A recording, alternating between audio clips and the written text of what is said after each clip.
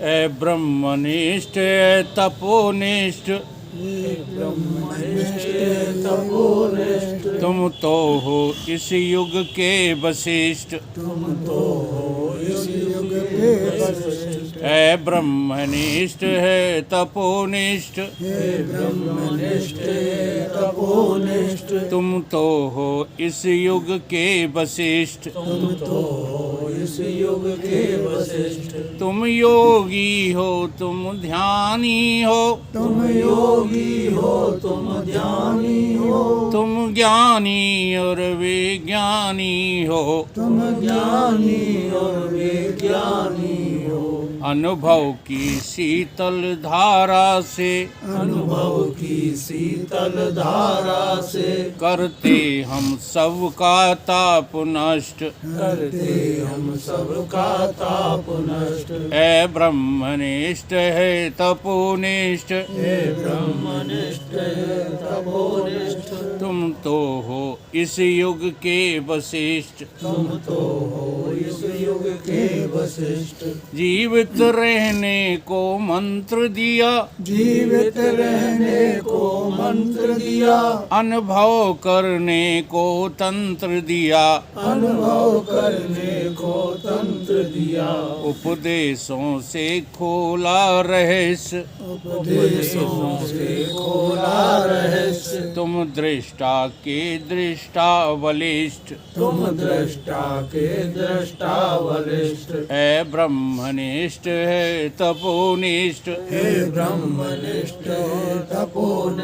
तुम तो हो इस युग के वशिष्ठ धरती पर मानव मस्त रहे विषयों के विष से मुक्त रहे बुद्धि पा जाए परम तत्व मिट जाए जगत में व्याप्त कष्ट है ब्रह्मनिष्ठ है तपोनिष्ठ तुम तो हो इस युग के वशिष्ठ है ब्रह्मनिष्ठ है तपोनिष्ठ तुम तो हो इस युग के वशिष्ठ आत्मज्ञान कल्याण करेगा अति मानव निर्माण करेगा आत्मज्ञान कल्याण करेगा अति मानव निर्माण करेगा एक बिंब प्रतिबिंब दूसरा दोनों से तुम परे इष्ट है ब्रह्मनिष्ठ है तपोनिष्ठ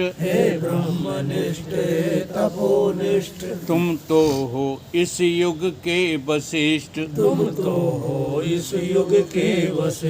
इस महाकाल की नगरी में सागर भर कर के गगरी में इस महाकाल की नगरी में सागर भर कर के गगरी में परमानंद सबको बांट दिया कर दिया दूर सबका अनिष्ट रामानंद सबको बांट दिया कर दिया दूर सबका अनिष्ट है ब्रह्मनिष्ठ है तपोनिष्ठ तुम तो हो इस युग के वशिष्ठ युग के वशिष्ठ। तुम योगी हो तुम ध्यानी हो, तुम योगी हो तुम ध्यानी हो, तुम ज्ञानी और विज्ञानी हो, तुम ज्ञानी और विज्ञानी हो। अनुभव की शीतल धारा से, अनुभव की शीतल धारा से, करते हम सबका ताप नष्ट, करते हम सबका ताप नष्ट। है ब्रह्मनिष्ठ है तपोनिष्ठ, हे ब्रह्मनिष्ठ हे तपोनिष्ठ। तुम तो हो इस युग के वशिष्ठ। तुम तो हो इस युग के वशिष्ठ। ये ग्रंथ श्री राम जी को वशिष्ठ जी ने जो उपदेश दिया है, उसी उपदेश का सारा अनुभव इस ग्रंथ में जो है उद्धृत किया गया है।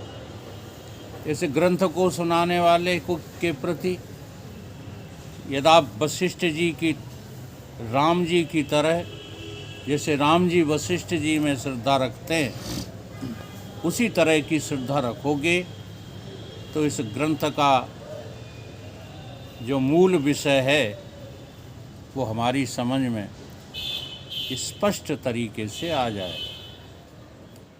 अगर श्रद्धा रख करके जो है इसका श्रवण नहीं करोगे तो कहानी के रूप में जो है आप चाहे कुछ इसमें से ले लेना, लेकिन इसका मूल तत्व समझ में नहीं आएगा। इसलिए श्रद्धा से इसको सुनना है। प्रथम भाग है, इस ग्रंथ का दूसरा भाग भी है, वो कहीं ना कहीं किसी न किसी के पास उपलब्ध होगा। अभी तो इसी में बहुत समय लग जाएगा, तब तक उसको भी उपलब्ध करने की जो है कोशिश करेंगे, कहीं ना कहीं से मिलेगा। प्रथम भाग वैराग्य प्रकरण। पहला प्रकरण इसमें क्या है? वैराग्य। मनुष्य जब तक वैराग्य को धारण नहीं करता विवेकपूर्ण ढंग से, तब तक परमात्मा की प्राप्ति का मार्ग उसके जीवन में प्रशस्त नहीं हो सकता। बिना वैराग्य के कभी भी किसी को आज तक मुक्ति नहीं हुई। और वैराग्य जो होता है वो पथ प्रदर्शक होता है और स्वयं में जो है गुप्त होता है। वैराग का कोई प्रदर्शन नहीं होता कि कपड़े उतार कर फेंक दो तो वैराग हो गया, रोटी खाना छोड़ दो तो वैराग हो गया, अत्ता पत्ता भगने लगो तो वैराग हो गया। इसका नाम वैराग नहीं है। वैराग नाम है तुम्हारी बुद्धि में राग और द्वेष का नितांत अभाव। अगर आपकी बुद्धि में राग है किसी से और द्वेष है किसी से, यदि राग होगा तो द्वेष भी होगा, द्वेष होगा तो राग भी होगा। तो राग द्वेषों से रहित जो स्थिति बुद्धि की होती है उसका नाम वैराग होता है। तो वैराग प्रकरण है। प्रारंभ करते हैं। उस सतचित आनंद रूप आत्मा को नमस्कार है जिससे सब भासते हैं और जिसमें सब स्थिर होते हैं और लीन हो जाते हैं। अब इस बात को समझिए, यहाँ पर सतचित आनंद आत्मा को नमस्कार है। सत की परिभाषा क्या है, चित्त की परिभाषा क्या है, आनंद की परिभाषा क्या है, और वो कहाँ मिलता है, वो है कहाँ? वो जहाँ है वहीं उसको नमस्कार है। सत उसको कहते हैं जिसका तीन कालों में जो है वाद नहीं हो सकता, नाश नहीं हो सकता। त्रिकालम अबाध्यम सत्यम। अब जरा देखो, अपनी देह में सबसे पहले देखो कि भूत में कौन था, भविष्य में कौन बचा रहेगा और वर्तमान में कौन मौजूद है। जो भविष्य में भी था, वर्तमान में भी है, जो भूत में भी था, वर्तमान में भी है और भविष्य में रहेगा, उसका नाम सत्य होता है। अपनी देह में देखो, आपकी अपनी देह में जब आप माँ के गर्भ में नहीं थे तब कान नहीं थे, आँख नहीं थी, हाथ नहीं थे, कुछ भी था, परंतु तुम थे कि नहीं? विचार इस तरह किया करो। हमारे शास्त्र हमको किससे मिलाना चाहते हैं? कौन है वो भगवान? तुम्हारा मनोमुखी भगवान तुम्हें रोज मिलता है, सबको मिल जाएंगे, परंतु जो सच्चा भगवान है वो तो हमेशा विचार से, विवेकपूर्ण ढंग से, वैराग्य से, भक्ति से और ज्ञान से जो है मिलता है। जब तक ये सब कुछ हमारे जीवन में नहीं है तब तक भगवान कैसे मिल जाएगा? तो भगवान कैसा है? सत्य। भगवान का नाम कैसा है? सत्य। तभी तो जब शरीर मृत हो जाता है तो क्या बोलते हो? राम नाम सत्य है। तो नाम ही कौन सा सत्य है? जो नाम होता है वही नाम ही होता है। कई बार हम ये इस बात को समझा चुके हैं, है ना? जो नाम है वही तो नाम ही है। कल भी हमने जो है वहाँ समझाया था, नाम तो बर्तन का घड़ा है और नाम ही कौन है? हैं? तो जिसका नाम है वो नाम ही कहीं दूर है क्या? नाम तो घड़ा है, ठीक है। अब घड़ा घड़ा घड़ा घड़ा कह कर के हमको क्या प्राप्त करना है भाई? जिससे नाम निकला है उसी को तो प्राप्त करना है। तो घड़ा कहाँ से निकला है? मिट्टी से। और रह कहाँ रहा है? मिट्टी में। और फूट जाएगा तब काय में मिल जाएगा? मिट्टी में। तो मिट्टी सत्य है कि घड़ा सत्य है? इसलिए राम नाम सत्य है। क्या अर्थ है इसका? इसलिए नाम की महिमा गाई गई है शास्त्रों में। नाम और नामी को अभेद देखो। नाम और नामी को क्या देखो? अभेद। एक दूसरे से पृथक नहीं होते। तो सत्य नाम किसका है? परमात्मा का। और राम नाम किसका है? परमात्मा का। तो राम नाम सत्य है। राम नाम क्या है? सत्य। सत्य ही राम नाम है और कुछ राम नाम नहीं है। क्योंकि उन राम को तुम जो है देखोगे तो पाओगे नहीं। जो अयोध्या में राजा दशरथ के लड़का थे उनको चाहे जितना देखते रहना, अगर जो है अभी आप प्राप्त भी कर लोगे, भाव कि राम को बना भी लोगे, तो वो फिर थोड़ी देर बाद उनका अभाव हो जाएगा। लेकिन सत्य नाम जो राम है वो एक बार तुमको मिल जाए, एक बार तुमको पता लग जाए, फिर उसका कभी अभाव नहीं होता। वही चित्त है जो सत्य है, वही तो चित्त माने तुम्हारी चेतना। जो सत्य है वही तो चेतना है। अच्छा, मुर्दा कब हो जाता है शरीर? चेतना निकल खत्म। चेतना जब नहीं रहती तो शरीर कैसा हो जाता है?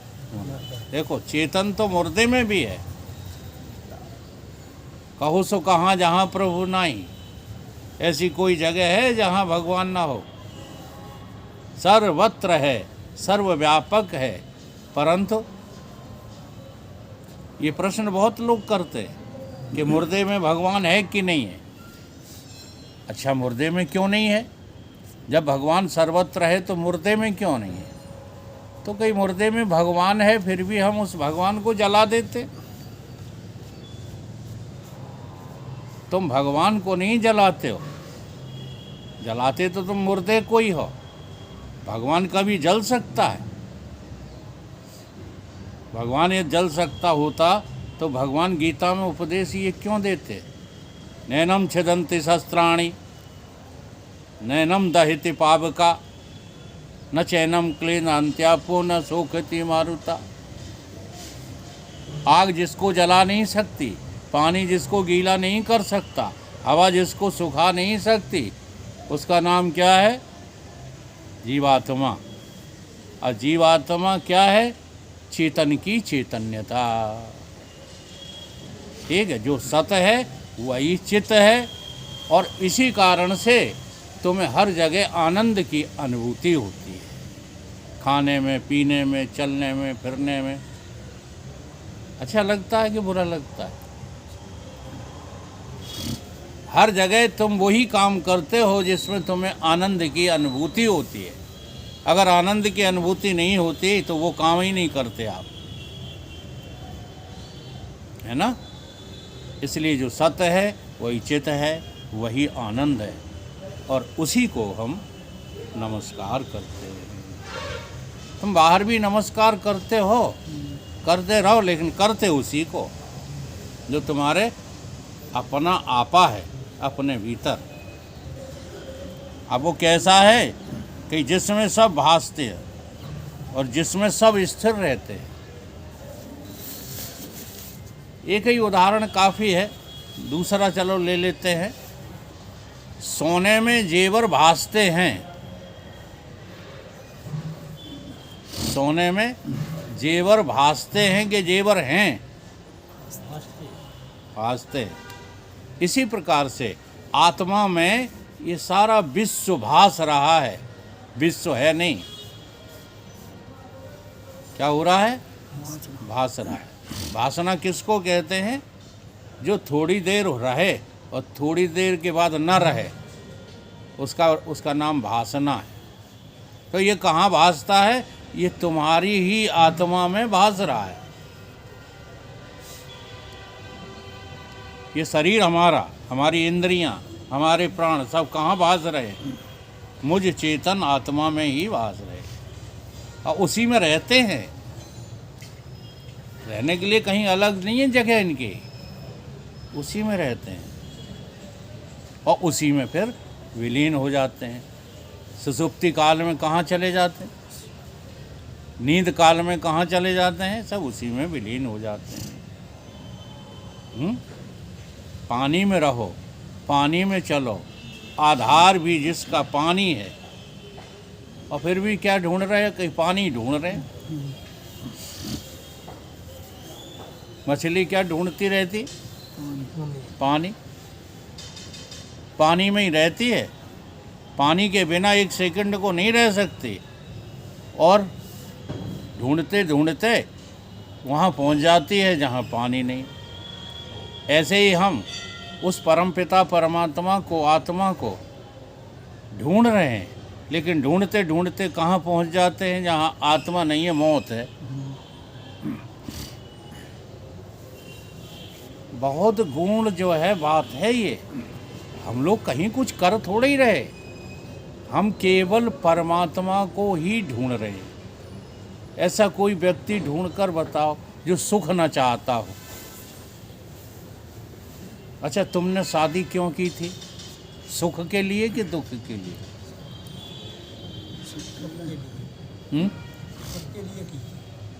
की थे? बच्चे पैदा क्यों किए? सुख के लिए कि दुख के लिए? फिर उनको पालन पोषण क्यों किया? सुख के लिए कि दुख के लिए? हर काम तुम सुख के लिए करते हो, मिलता क्या है? दुख। क्योंकि गलती क्या हो गई है? गलती ये हो गई है कि जहाँ सुख है वहाँ से मुख मोड़ लिया है। उल्टे पांव मछली चले, बहुजात गजराज। मछली उल्टे चलती है तो कहाँ पहुँच जाती है? मौत की तरफ। और गजराज जो हाथी है वो अपने को जो है पानी के हवाले कर देता है। जानते हो हाथी कभी डूबता नहीं है, वो कितना वजनदार हाथी है, वो तैरता भी नहीं है। हाथी तैरता भी नहीं है और डूबता भी नहीं है। उसकी वजह जानते हो क्या है? उसकी वजह है वो पानी के हवाले कर देता है, अपने आप को समर्पण कर देता है। तो बहुजात गजराज जो जाकी सरणी रहे सो ताही की लाज। मछली ने ताकत दिखाई, ताकत दिखाते दिखाते कहाँ पहुँच गई? जहाँ मौत थी। जहाँ पानी नहीं था वहाँ पहुँच गई तो मर गई। और गजराज ने ताकत नहीं दिखाई, अपने को ढीला छोड़ दिया तो वहाँ पहुँच गया जहाँ पार था, जहाँ जीवन था। ठीक इसी प्रकार से हम अपने को समर्पण कर दें, सीधा जो है उसके हवाले कर दें, जिसको अभी हम जानते नहीं हैं। अगर जान जाएं तो फिर जो है काम ही बन जाए, फिर तो कुछ करने की आवश्यकता ही खत्म हो जाए। तो जिससे सब भासते हैं, जिसमें सब लीन स्थिर रहते हैं, जिसमें ज्ञाता ज्ञान ज्ञेय, दृष्टा दर्शन दृश्य, कर्ता करण कर्म सिद्ध होते हैं। जिससे क्या सिद्ध होते हैं? ज्ञाता। आप किसी भी चीज को जान जाते हैं तब क्या कहते हो? क्या कहते हो? कि हम इस बात के जानने वाले हैं, ज्ञाता हैं। कहते हो कि नहीं? जैसे आपसे पूछा जाए आप मुझे जानते हो, या कोई पूछे आपसे कि आप वकील साहब को जानते हो, तो क्या कहोगे? जानता हूँ। तो ये तुम जानने वाले हो ना, इसका नाम क्या है? ज्ञाता। जानने वाले को क्या कहते हैं? ज्ञाता। ठीक है। ज्ञाता ज्ञान, हाँ, और जिससे जाना जाता है उसे ज्ञान कहते हैं, और जिसको जाना जाता है उसे क्या कहते हैं? ज्ञेय। ये तीन चीज़ हैं, ज्ञाता, ज्ञान और ज्ञेय। अच्छा, ये तीनों चीज़ें मौजूद हैं तो तुम क्या नामौजूद हो? एक जाने किससे? जब हमने किसी को जाना तो हम जानने वाले हो गए। तो जानने वाले को भी आप जानते हो कि नहीं कि मैं जानने वाला हूँ? मैं कौन हूँ? अब दूसरी तरह से समझ लीजिए, एक ही तत्व की जब तीन उपाधियां हो जाती हैं तो वो तीन सा लगता है कि तीन है। जैसे घड़ा, सकोरा और दीवला। घड़ा, सकोरा और दीवला, ये तीन चीज़ें हैं कि एक ही चीज़ है? क्या चीज़ है? मिट्टी। मिट्टी है कि नहीं?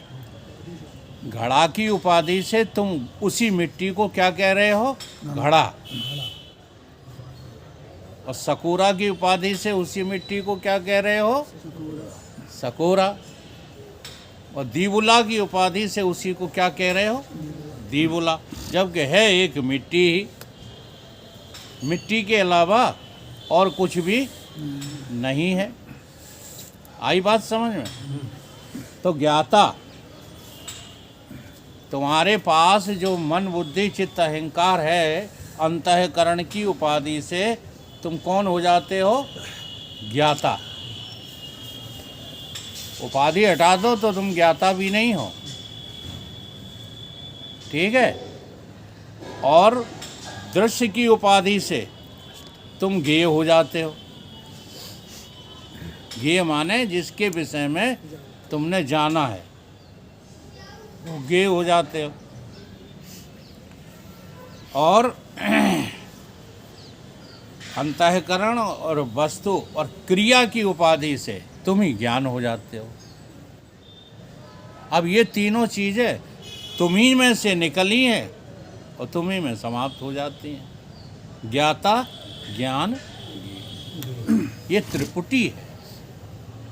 इस त्रिपुटी का प्रादुर्भाव तुमसे होता है। ये त्रिपुटी तुम में बनी रहती है और तुम ही में इसका विलय हो जाता है,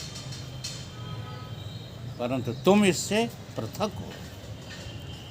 ज्ञाता ज्ञान ज्ञेय से तुम्हारा आज तक कोई संबंध नहीं हुआ है। ये ज्ञाता ज्ञान ज्ञेय कब बन जाते हैं? जब तुम अपने को नहीं जानते तो तुम ही ज्ञाता हो जाते, तुम ही ज्ञान हो जाते, तुम ही ज्ञेय हो जाते। बात ये समझ में आई है? तो ज्ञाता ज्ञान ज्ञेय ये मुझसे ही जो है निकले हैं। दृष्टा दृश्य दर्शन ये मुझसे ही निकले हैं। कर्ता करण और कर्म ये सब मुझसे ही सिद्ध हो रहे हैं, कोई दूसरा है ही नहीं।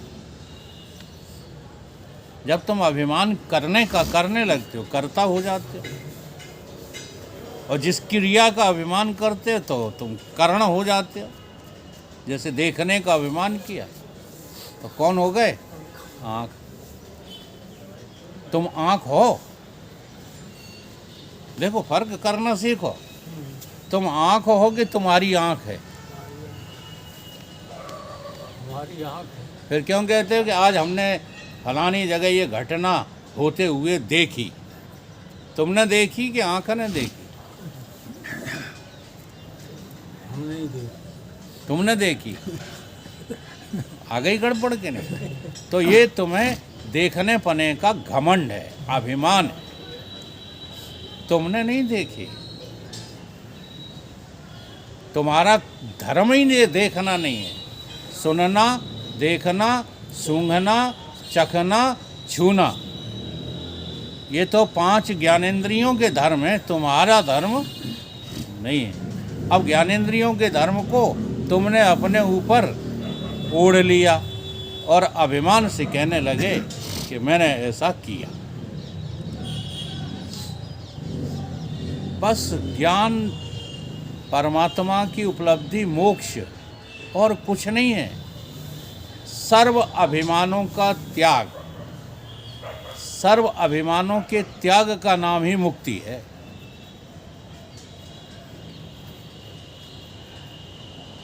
अभिमानी वही नहीं है जो धन के अभिमान में अकड़ते फिरते हैं, जो बल के अभिमान में अकड़ते फिरते हैं, जो समुदाय के अभिमान में अकड़ते फिरते। अभिमानी एक एक जीव है।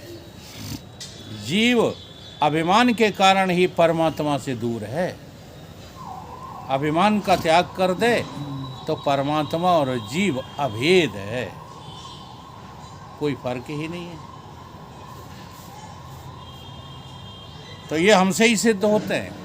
जितनी भी त्रिपुटियां हैं वो हमसे ही सिद्ध होती हैं।